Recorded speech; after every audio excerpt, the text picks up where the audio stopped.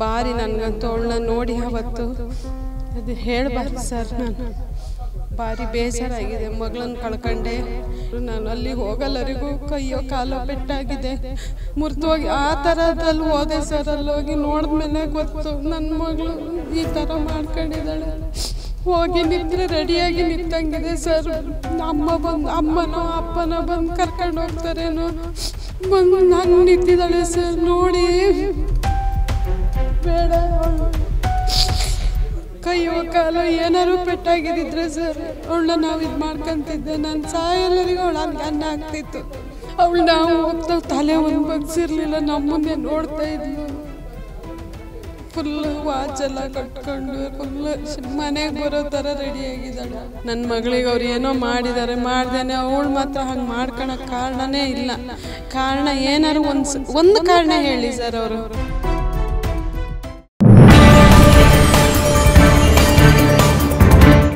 ನನ್ನ ಮಗಳು ನೇಣು ಹಾಕಿಕೊಳ್ಳುವ ಹುಡುಗಿ ಅಲ್ಲ ಸರ್. ಆ ಶಾಲೆಯಲ್ಲಿ ಏನೋ ನಡೆದಿದೆ, ಪ್ರಶ್ನೆ ಮಾಡಿದ್ದಾಳೆ. ಪ್ರಶ್ನೆ ಮಾಡಿದ್ದಕ್ಕೆ ಅವಳನ್ನ ಕೊಲೆ ಮಾಡಿ ನೇತು ಹಾಕಿದ್ದಾರೆ. ಆ ಸ್ಥಿತಿಯಲ್ಲಿ ನೋಡಿದ್ರೆ ರೆಡಿಯಾಗಿ ನಿಂತ ಹಾಗೆ ಇದ್ಲು. ಅಮ್ಮನೋ ಅಪ್ಪನೋ ಕರ್ಕೊಂಡು ಹೋಗೋದಕ್ಕೆ ಬರ್ತಾರೆ, ಆ ರೀತಿ ಬಾತ್ರೂಮ್ ಎದುರು ನಿಂತಿದ್ಲು ಸರ್. ನಮ್ಮನ್ನೇ ನೋಡೋ ರೀತಿ ಇದ್ಲು, ವಾಚ್ ಕಟ್ಕೊಂಡಿದ್ಲು. ನನ್ನ ಮಗಳಿಗೆ ಅವ್ರು ಏನೋ ಮಾಡಿದ್ದಾರೆ. ಮಗಳನ್ನ ನೆನೆದು ಕಣ್ಣೀರು ಹಾಕಿದ ಶಮಿತಾ ತಾಯಿ ಸಂಗೀತ. ಇನ್ನು ನನ್ನ ಮಗಳು ನೇಣು ಹಾಕಿಕೊಳ್ಳುವ ಹುಡುಗಿ ಅಲ್ಲ ಅಂತ ಶಮಿತಾ ತಾಯಿ ಸಂಗೀತ ಹೇಳಿದ್ದಾರೆ. ಆ ಶಾಲೆಯಲ್ಲಿ ಏನೋ ಆಗಿದೆ, ಅದನ್ನ ಅವಳು ಪ್ರಶ್ನೆ ಮಾಡಿದ್ದಾಳೆ. ಆ ಪ್ರಶ್ನೆ ಮಾಡಿದ್ದಕ್ಕೆ ಅವಳನ್ನ ಕೊಲೆ ಮಾಡಿ ನೇತು ಹಾಕಿದ್ದಾರೆ. ಅದರ ಹೊರತಾಗಿ ನನ್ನ ಮಗಳು ನೇಣಿಗೆ ಶರಣಾಗಿಲ್ಲ, ಅವರೇ ಕೊಲೆ ಮಾಡಿದ್ದಾರೆ ಅಂತ ಶಮಿತಾ ತಾಯಿ ಸಂಗೀತ ಆರೋಪವನ್ನ ಮಾಡಿದ್ದಾರೆ. ಇನ್ನು ಅವಳನ್ನ ನೋಡುವಾಗ ನಮಗೆ ಆಕೆ ಹೊರಟು ನಿಂತ ರೀತಿಯಲ್ಲಿದ್ಲು, ಎಲ್ಲೋ ಹೋಗೋದಕ್ಕೆ ರೆಡಿಯಾಗಿ ನಿಂತ ಹಾಗೆ ಇದ್ಲು. ಅಪ್ಪನೋ ಅಮ್ಮನೋ ಬರ್ತಾರೆ, ನನ್ನನ್ನ ಮನೆಗೆ ಕರ್ಕೊಂಡು ಹೋಗ್ತಾರೆ ಅನ್ನೋ ರೀತಿ ಅವಳು ರೆಡಿ ಆಗಿದ್ಲು. ಬಾತ್ರೂಮ್ ಎದುರು ಆ ರೀತಿ ರೆಡಿಯಾಗಿ ನಿಂತಿದ್ಲು ಸರ್ ಅಂತ ಸಂಗೀತ ಮಗಳನ್ನ ನೆನೆದು ಕಣ್ಣೀರ್ ಹಾಕಿದ್ದಾರೆ. ಆಕೆ ನಮ್ಮನ್ನೇ ನೋಡೋ ರೀತಿ ಇದ್ಲು, ಕೈಯಲ್ಲಿ ವಾಚ್ ಕಟ್ಕೊಂಡಿದ್ಲು, ಎಲ್ಲಿಗೋ ಹೊರಟು ಹೋಗೋ ರೀತಿ ಆಕೆ ರೆಡಿ ಆಗಿದ್ಲು. ನನ್ನ ಮಗಳಿಗೆ ಅವ್ರು ಏನೋ ಮಾಡಿದ್ದಾರೆ ಹೀಗಂತ ಮಗಳನ್ನ ನೆನೆದು ಶಮಿತಾ ತಾಯಿ ಸಂಗೀತ ಕಣ್ಣೀರ್ ಹಾಕಿದ್ದಾರೆ. ಇದು ಕೊಲೆನೇ ಆಗಿರೋದು ಸರ್. ನನ್ನ ಮಗಳು ನೇಣು ಹಾಕೋಣ ಅಂತವಳಲ್ಲ ಸರ್.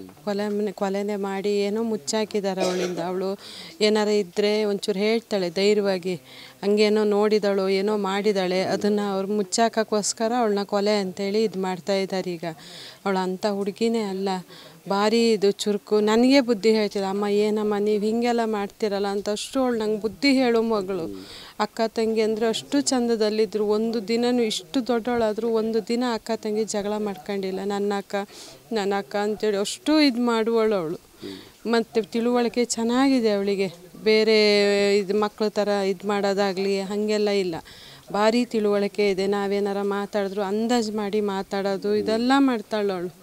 ಅಷ್ಟು ಇರೋಳು. ನೇಣು ಹಾಕೋಣಕ್ಕೆ ಹೋಗೋ ಒಂದಾರು ನಮ್ಮ ಹತ್ರ ಏನಾರು ಒಂದು ಇದು ಮಾಡ್ಕೊತ ಇದ್ಲಲ್ವ, ಶೇರ್ ಮಾಡ್ಕೊತ ಇದ್ಲು. ನಾನು ಆ ಶನಿವಾರ ಫುಲ್ಲು ಫೋನ್ ಮಾಡಿದ್ದೀನಿ, 40 ಸತಿ ಫೋನ್ ಮಾಡಿದ್ದೀನಿ. ಬ್ಯುಸಿ ಅಂತಲೇ ಬರ್ತಾಯಿತ್ತು. ಎಷ್ಟು ಸತಿ ಟ್ರೈ ಮಾಡಿದ್ರು ಸಿಗಲೇ ಇಲ್ಲ ನನಗೆ. ಹಿಂದಿನ ಸ್ಕೂಲಲ್ಲಿ ಶನಿವಾರ ಭಾನುವಾರ ಮಾತ್ರ ಫೋನ್ ಕೊಡೋದು, ಮತ್ತು ಕೊಡಲ್ಲ. ಹಿಂದಿನ ಶನಿವಾರ ಮಾತಾಡಿದ್ದಾಳೆ 7 ನಿಮಿಷ ನನ್ನ ಹತ್ರ ಮಾತಾಡಿದ್ದಾಳೆ. ಅಷ್ಟು ಚೆಂದ ಮಾತಾಡಿದ್ದಾಳೆ. ಅಮ್ಮ ಎಂತ ಮಾಡ್ತಾಯಿದ್ದೀರಾ, ಪಪ್ಪ ಎಂತ ಮಾಡ್ತಾರೆ. ಅವಳು ಬೆಂಗಳೂರಲ್ಲಿರೋದು, ನನ್ನ ದೊಡ್ಡ ಮಗಳು. ಅವಳದ್ದು ತಿಂಗಳಿಗೆ ಒಂದು ಫೋನ್. ಹಾಗಾಗಿ ಅಕ್ಕ ಫೋನ್ ಮಾಡಿದ್ರೆ ನಾನು ಕೇಳಿದೆ ಅಂತೇಳಿ, ಅಮ್ಮ ಹೀಗೆ ಊಟ ಆಯಿತು ಎಲ್ಲ ಏನೇ ಇದ್ರು ಅವಳು ನಮ್ಮ ಹತ್ರ ಹೇಳ್ಕೊಂತಾಳೆ. ಹಂಗೆ ಮುಚ್ಚೆಲ್ಲ ಇಡಲ್ಲ. ಏನಾರ ಒಂದು ಜಗಳ ಮಾಡ್ಕೊಳ್ಳಿ ಏನೇ ಆಗಲಿ ಅಲ್ಲಿ ಸ್ಕೂಲಲ್ಲಿ ಆಗಿರೋದನ್ನ ಬಂದು ಅವ್ರಿಗೆ ಹೇಳಬೇಕು ಅವಳಿಗೆ. ಹಂಗೆ ಮನಸ್ಸಲ್ಲೇ ಇಟ್ಕೊಳಕ್ಕೆ ಬರಲ್ಲ ಅಂಥವಳು. ಇಷ್ಟು ದೊಡ್ಡ ಸಮಸ್ಯೆ ಇದ್ದಾಗ ಒಂದಿನಾರು ಹೇಳ್ಕೊತಾ ಇರಲಿಲ್ವ ಸರ್ ನಮ್ಮ ಹತ್ರ. ಭಾರಿ ನನಗಂತೂ ಅವಳನ್ನ ನೋಡಿ ಅವತ್ತು ಅದು ಹೇಳಬಾರ್ದು ಸರ್. ನಾನು ಭಾರಿ ಬೇಜಾರಾಗಿದೆ, ಮಗಳನ್ನ ಕಳ್ಕೊಂಡೆ.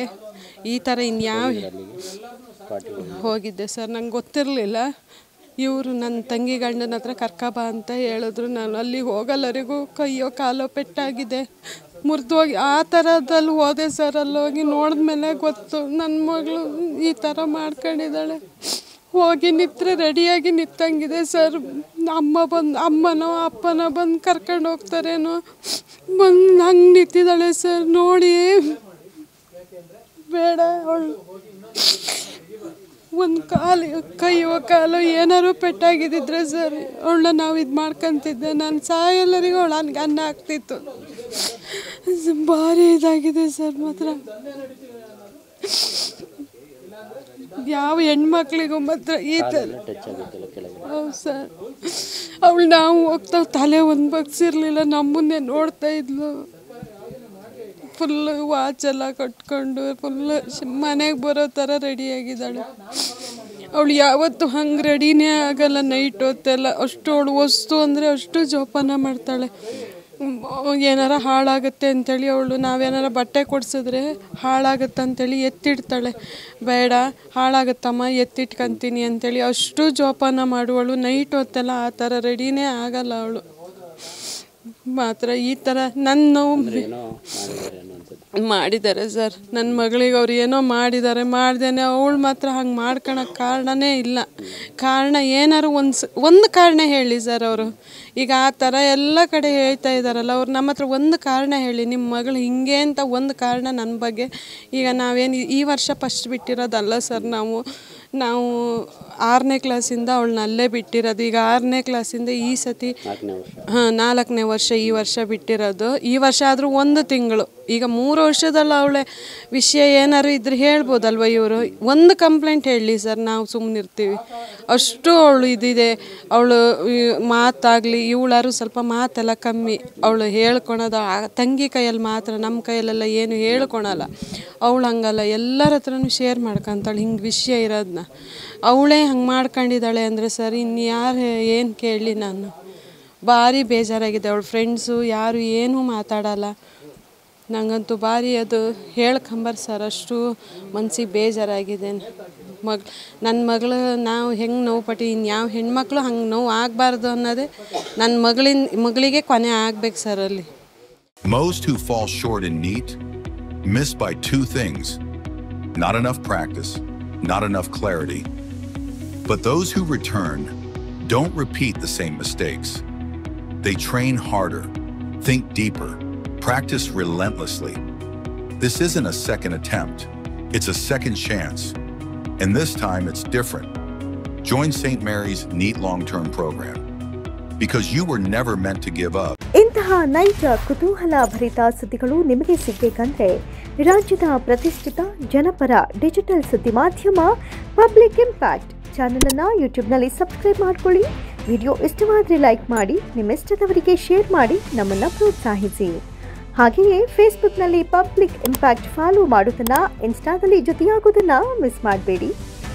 ಜಾಹೀರಾತು ಹಾಗೂ ಬಿಸ್ನೆಸ್ ಪ್ರಮೋಷನ್ಗಾಗಿ ಸಂಪರ್ಕಿಸಿ 9606037450 ಅಥವಾ 9353224116. ಇದು ಪಬ್ಲಿಕ್ ಇಂಪ್ಯಾಕ್ಟ್, ಜನಶಕ್ತಿಯೇ ನಿರ್ಣಾಯಕ.